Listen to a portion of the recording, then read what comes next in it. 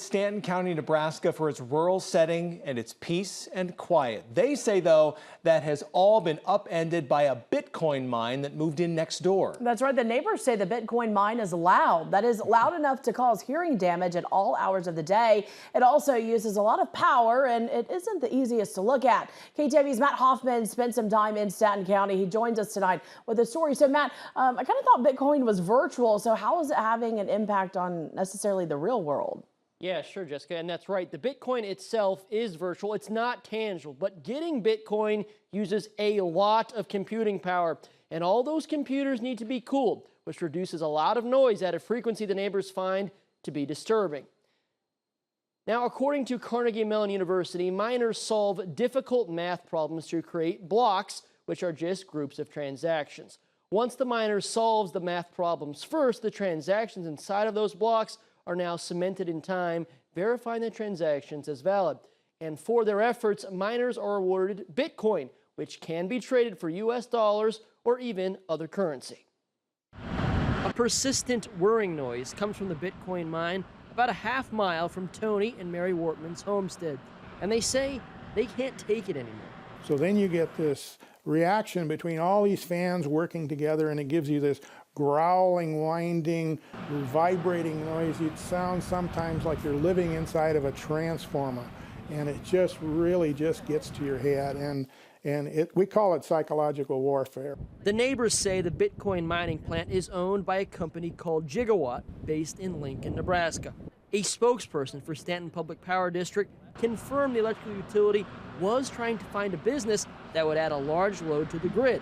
So when the Bitcoin mine popped up, it fit the bill. But I don't think they really understand completely how bad it is. Sure. Because they're not living here. They might come out and listen to it up there or listen to it here at our house, but then they go home and it's not at their house. And our decibel reader is reading about 88 decibels.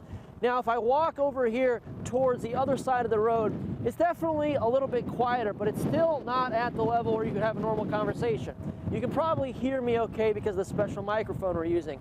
But if we take that off and just use our natural sound microphone, you're not going to have a normal conversation even on this side of the road. Yale University says any sustained exposure to 80 decibels or more could lead to hearing loss. Joe Horstman was going to build a new home on land he owns nearby, but he's backed off that plan after he built a machine shed he says vibrates consistently because of the noise. That's about a mile away from where this facility is at, and the sound travels since it's up on top of the hill, and it vibrates that new building inside. It's quite something. KTIV also spoke with Stanton County Commissioner Dwayne Rehawk. He represents the district the Wortmans live in. Rehawk says he's visited the site of the mine, and the humming sound seems bearable to him.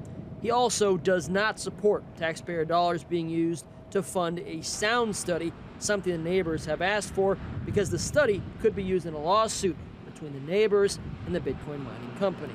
And he notes the mine will bring in substantial tax dollars that will benefit the rest of the community. Now, I did call the Stanton County assessor, who told me it's a rough estimate, but the Bitcoin mining company is likely to pay about $24,000 in property taxes to the county in 2024, while the property itself is worth about $1.7 million. We reached out to the company's law firm as listed on the real estate transfer statement, but we haven't yet heard back, guys.